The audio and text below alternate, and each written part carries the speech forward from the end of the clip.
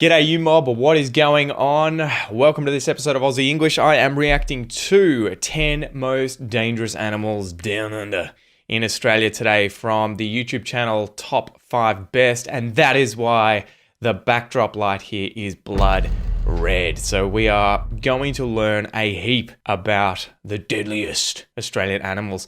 As you may know, I have a doctorate, a PhD in biology, so I thought I would watch this and react to it and maybe give you a little bit of reality when we see some of these animals. So anyway, let's get into it.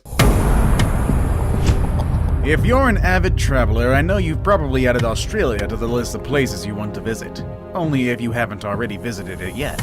But I also know a lot of you are probably scared of visiting this massive country due to the bad reputation a lot of the animals that live there have. These animals have this bad reputation because of, I would say, nature TV shows like this that are a bit sensationalist in order to get more views. After all, a lot of the animals that live in Australia are very unique to that part of the world. And inexperienced visitors might find a lot of these creatures to be frightening and intimidating. Today we're going to be looking at 10 of the most dangerous animals in Australia, so you all can learn more about these The dinosaurs are definitely the worst here in Australia, they'll get you. creatures and know what to do if you ever see one of them. Stay with me all the way to number 1 and learn the truth about the most dangerous animal in Australia. With all that said and done, let's begin, shall we? Number 10. Sydney funnel web spider. With a size as small as 5 centimeters, this little spider likes to hide in cool, humid environments. That includes rocks, logs, and, well, your shoes. That's a true story. So yeah, if you are not careful when you come to or live around Sydney and there is bushland and you leave your shoes outside during, I think I would say springtime, that is a bad idea. That is a bad recipe because the male Sydney funnel web spiders are the ones that go out and about searching, looking for females to mate with, and they tend to refuge in warm, dark places during the night. If you come to Australia, anywhere you go, and you leave your shoes outside, pick your shoes up, shake them together, bash them together, and, hold them upside down, shake anything that would be in there out before you put them back on your feet. Yes, if you plan to visit Australia, make sure you always check your shoes before you put them on. It is known that these spiders love to make a home inside of your house if the weather outside is far too hot for them. And if you're one of those that like to spray threatening animals with water, I must warn you, that ain't gonna work. Who sprays spiders with water? I'm gonna be using insecticide or a shovel. God damn it, where are you?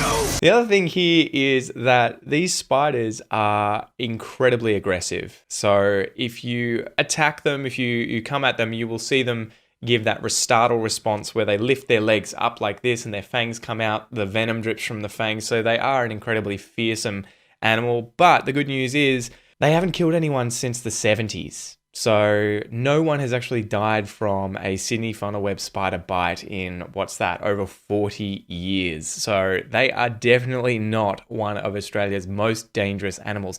They have incredibly toxic venom. Bonus fact for you, the strange thing about their venom is that by evolutionary chance, it happens to be effective against primates. So if they were to bite monkeys, apes, or humans, we can die. If they bite dogs or cats, it's harmless. Doesn't hurt them at all. So there you go, funnel webs. Don't worry too much about them. They're not going to get you. And you shouldn't try that anyway, because that's, kind of a jerk move. But anyway, these spiders can survive underwater for a long time just by catching air bubbles right next to their skin. That's another interesting fact about them. They have hairs on their body, right? So they can trap air against their skin. And spiders, being invertebrates, don't have lungs. They breathe through their exoskeleton. They have all these pores on the exoskeleton. So if they fall into a pool, don't assume if you see a spider in the pool that it's dead, because they can survive for probably hours or days submerged in water because they can trap air around themselves. So again, just be careful. And also gardening, if you do gardening, use gloves, really, really thick gloves. Number 9. The Great White Shark.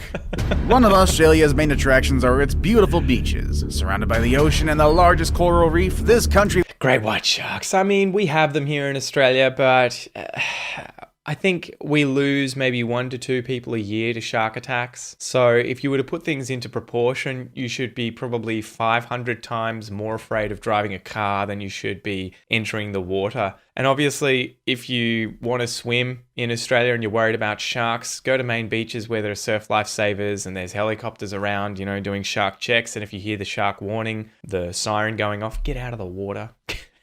But yeah, again, you could probably spend your entire life going to beaches in Australia and intentionally swimming in these beaches and trying to be attacked by a shark, and it would never happen, okay? So again, they're dangerous. Yeah, if you get bitten by one, your odds of surviving are probably pretty low compared to being bitten by, I don't know, a ferret or a mouse. No.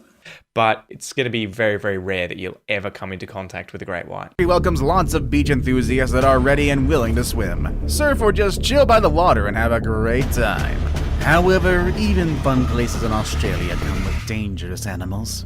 A simple swim or surfing session in the wrong spot can easily turn into a scene out of Jaws as the great white shark makes his way through the ocean while everyone tries to run out of the water. But we should make one thing clear. Hollywood hasn't made justice of these sharks. Yes, they are dangerous, and yes, they have caused some fatalities. However, they're not necessarily man-eaters. When it comes to humans and great white sharks, there are only 5 deadly encounters per year around the world. There you go, 5 deadly encounters around the world each year. The other interesting thing is, they aren't that attracted to humans. I think from what I understand, they will bite. They don't have any hands, so they investigate everything with their teeth, right? So they will give you a nip, which for them is just sort of like a and for you, it's your leg coming off. Help! Help! They may just leave you to bleed out afterwards because they're like, ugh, this guy doesn't taste good. So don't worry about them hunting you down in the water because they have a taste for human flesh. Again, it's just not going to happen. A lot of the times, the innocent shark mistakes surfers for sea lions, but trust me, they wouldn't attack them if they knew it's just a human trying to stand on a surfboard. So don't let sharks keep you from enjoying the beach. Just make sure you keep an eye on your surroundings. It's one of those things, though. Sharks just elicit this primal fear. I am terrified as well of shark attacks. I can't imagine being in that situation. So I understand why people don't like them and gives them the willies. Number 8. The tiger snake.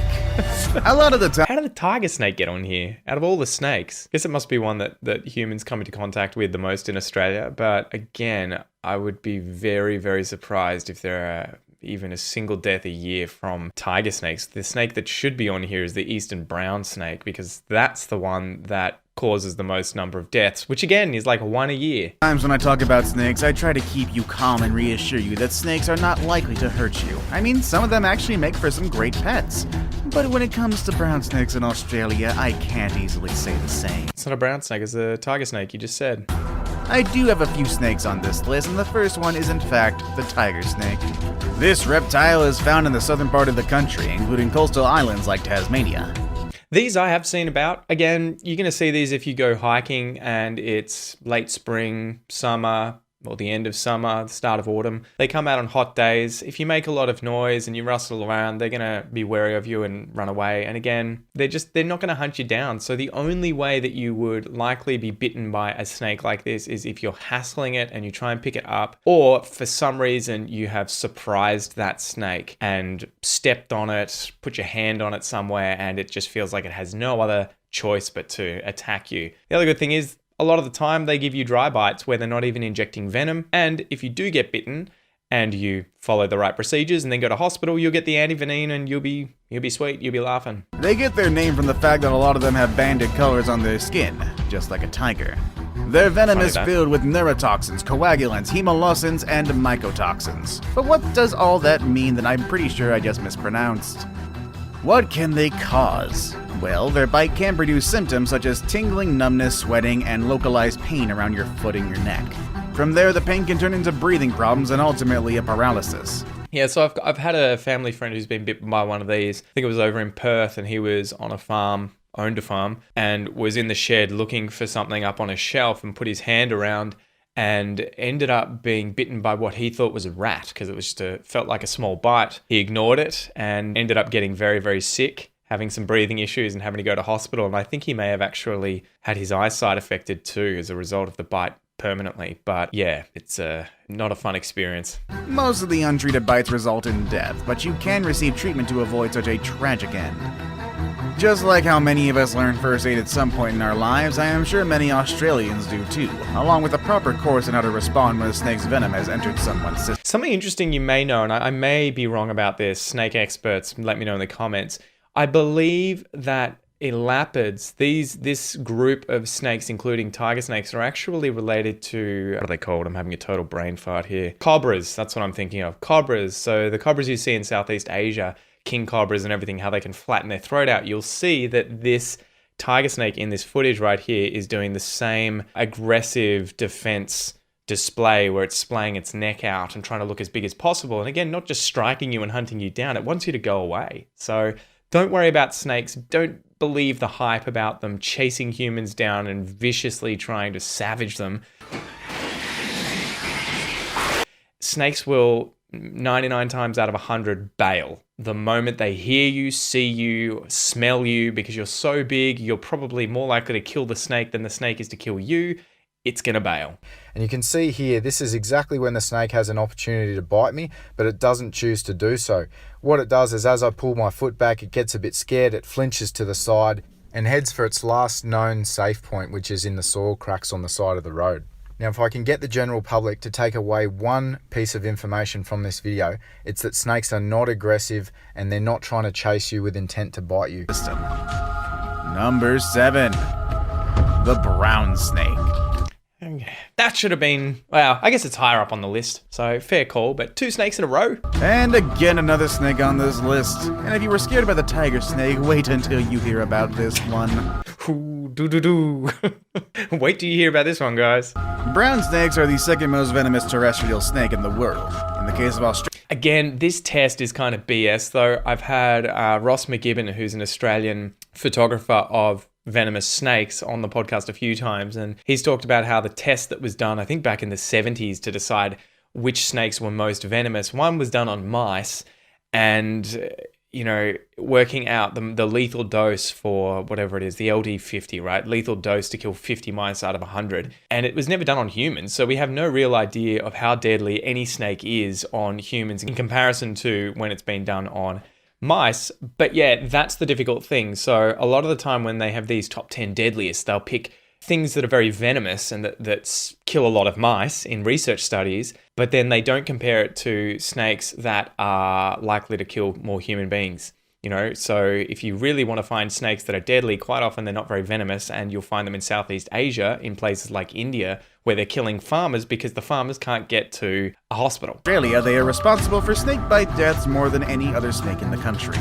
There were 19 snakebite-related deaths in the decade between 2005 and 2015. There you go, 2005, 2015, there were 19 deaths, so about 2 per year. And 15 of those deaths were caused by a brown snake. 15 by brown snakes. The reason for this is probably because brown snakes are found all up the east coast of Australia, where you're going to find farming country, and so they probably come in contact with a lot of people in these suburban and rural areas more than other snakes, say the tiger snake down south. And the other 4, well, those were caused by the tiger snake.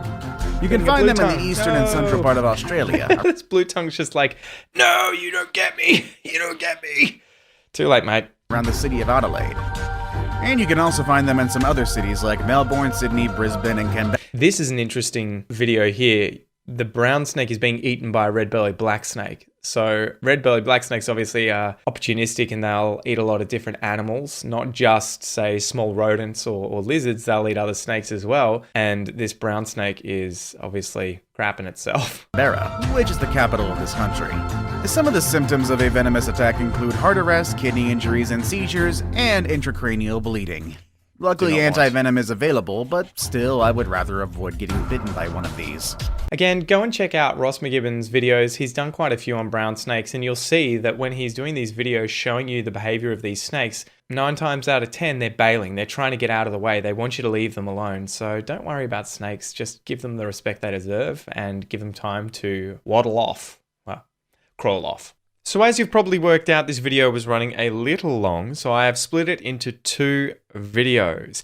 Make sure to hit that subscribe button and the notification button so next week you'll be notified when the second half of this video comes out and we talk about the real 5 most dangerous Aussie animals. In the meantime, if you are learning Australian English or you are interested in the world down under, check out this video here. See ya.